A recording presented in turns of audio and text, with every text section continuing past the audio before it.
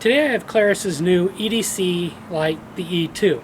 This is the second in Klarus's EDC series lights, and I reviewed the E1 last year. So make sure you check the description on where you can find that review. This light's designed with EDC in mind to keep the size of an 18650 and keep it as small as possible while providing a good amount of features. Thanks to Klarus just for sending this to me to take a look at before it's generally widely available. Hey guys, I am trying to grow my Instagram followers so I can share links to things in my stories. So if you're not a follower, please go follow me at Liquid Retro. And as always, I appreciate you liking this video and giving that bell icon a click if you like these videos on YouTube too. The packaging the light comes in is a white retail box that I'll insert a picture of.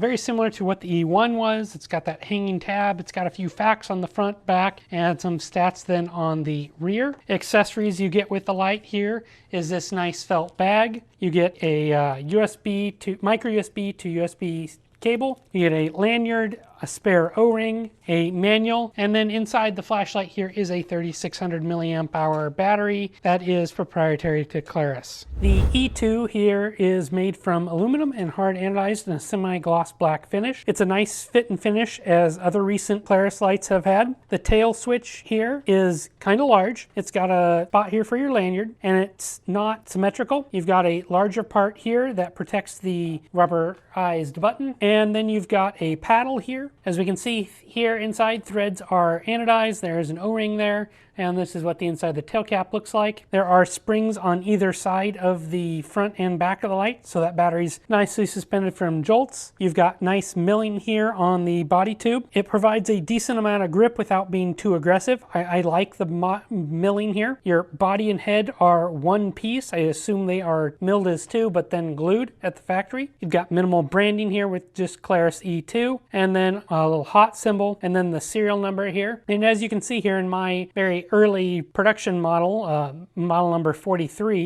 you can see this isn't labeled here straight. Mine's a little bit crooked. There is an LED indicator here on the head that's used for when you turn it on and when you program and for USB charging. Opposite that, you've got the micro USB port with a cover for charging, and this is nicely integrated in the light. It stays out of the way and stays shut. At the front of the light, you can see the optic here. It's a TIR style optic. Klarus doesn't brand it or anything. It looks like the bezel here comes off, but I was unable to unscrew it myself. I measured the length at 115 millimeters, the diameter at 23 millimeters, weight with the included battery and clip was 110 grams. When I compared it to the E1, which I no longer have, it's 8 millimeters longer and the same diameter. For me, the Olight S2R2 and the Olight S30R3 are roughly the same in size and also run the 18650s and TIR style optics. Diameter-wise, they're the same,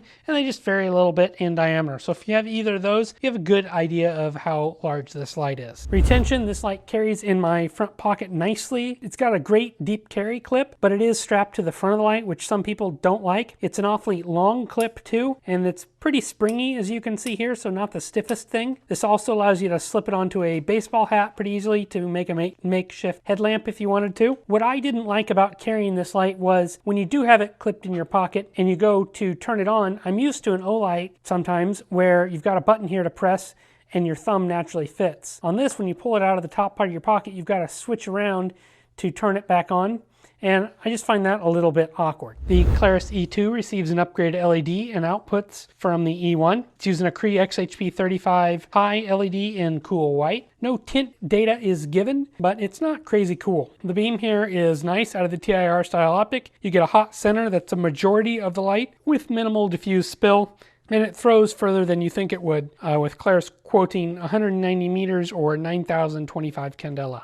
Specs are listed as high at 1600 lumens, medium at 400 lumens, low at 100 lumens, moonlight mode at 8 lumens, strobe at 1600, and SOS at 60. Here are my night shots for the Klarus E2. This is running a Cree XHP35 LED, and this is here in cool white, and this is in moonlight mode, 8 lumens, and for 8 lumens it's fairly bright. Bump up here, here's 100 lumens. We can see it throws out to that fence, no problem. Here is medium, 400 lumens, beam pattern profile here. It's got that TIR style optic, so it's a pretty even hot spot, and The spill is minimal. And then here is the highest mode, 1600 lumens, and it is warm in this mode and it's decreasing. Throws out to the neighbor's fence, but we don't get the far trees very well. Nice shot of the beam profile. This is running the outdoors mode. So these are the 4 modes we have: low, medium, medium high, and the highest 1600 lumens. For my runtime and heat tests, I used the included Klarus branded 3600 milliamp hour battery. The light's high output of 1600 lumens begins to step down from the moment it was on and step down to 46% relative output at 1 minute 10 seconds. And this is a much faster decline than I was expecting. The light does have some active thermal management that we can see in the graph here, and it slowly increases over the next 4 minutes to 62% relative output before decreasing again around the 8 minute and 30 second mark to 46% output. From here it sat pretty flat until the 10% relative output mark at 2 hours and 40 minutes. Just before low voltage protection kicked in on the light at nearly the 8-hour mark. It did gain in brightness the last 20 minutes by about 6% relative output before it shut off. You notice heat on this light quickly in high mode, especially in the head here, and the hottest I saw was 51.9 C at the 45-second mark. The UI in this light is exactly the same as the E1 and controlled with all the switches in the tail cap of the light here. Like other recent Klarus lights, there are 2 UI modes on this light. Factory default is outdoors mode, which is what I found to work well for EDC,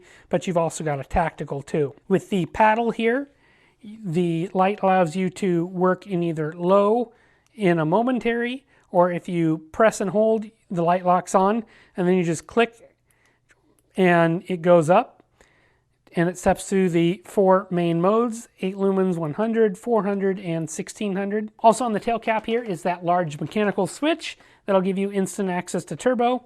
You can half press to momentary or lock on for full power. And then once you're on, you can use that paddle to cycle through modes if you wanted to. To switch modes, which I'm not going to do here, when the light's off, press and hold the paddle for 5 seconds and the battery indicator on the side here will flash. And then with the large primary switch, you click the button without releasing the paddle. The second mode is a tactical setting where the primary button turns the light on to high, and then you can use the paddle to change modes. And in the tactile mode, the light goes from high and then decreases in brightness as the button is pressed. To enter strobe while the light is on, you hold the paddle for 2 seconds while the light is off. Pressing the paddle will give you direct access to strobe. Recharging, the Klarus E1 is using a proprietary battery here where both the positive and the negative terminals are on the traditionally positive end of the battery. The positive terminal has a plastic spacer around it that sticks out a bit. A normal button top battery will work with this light, but you may need a magnetic spacer depending on the how the button top is done, but you will also lose the recharging feature of this light. Speaking of recharging, I was able to charge from low voltage protection at 2.86 volts to full at 4.18 volts in a total of 4 hours and 25 minutes. The charge speed here will range from 0.66 amps right to 1 amp at the end. Definitely on the slower side, but safe. What I didn't like was this LED indicator on the side here. It goes from red,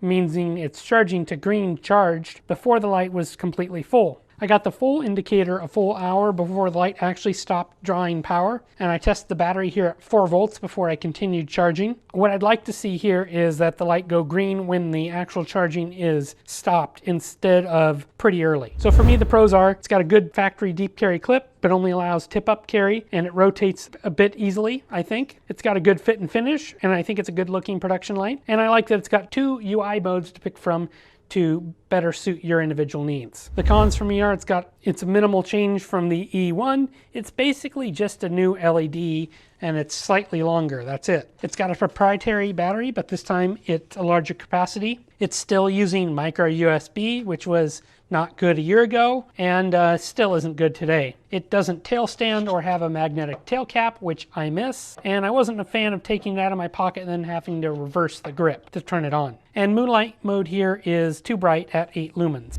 So my conclusion is the E2 looks familiar because it is. It's largely an E1 that's slightly longer with a different LED to produce more output, but still only comes in cool white. And it comes with a larger capacity battery, which the E1 should have shipped with originally. I like it for its size. It's still pretty short, and it's about as narrow as possible. It has good UI, and I love that you've got that optional outdoor or tactical mode. The light isn't perfect though. I found in my daily IT work, I missed the ability to tail stand and or for a magnetic tail cap. I didn't love having to take it out of my pocket and then turn it around to turn it on either. Moonlight mode here is too bright at 8 lumens, and it steps down super fast from its highest output. It's good to see they went with a larger capacity battery here versus the E1. And I hope that they revise the firmware before they ship to fix the light issue here at the top. The MSRP at a few retailers who are listing the light for sale already at the time of filming is about $70, which is a little on the steep side when you compare it with the competition, and it's a big step up from the E1. I think a drop in price would make the light a little bit more competitive. If you like your E1, you will like the E2. It's basically the exact same light with a brighter LED and higher capacity battery, and that's just slightly longer overall. If you've got the E1 or the E2, let me know in the comments what you think of it. And as always, make sure you hit that bell icon. Doing so helps support this channel, and make sure I see you on the next review. Thanks for watching.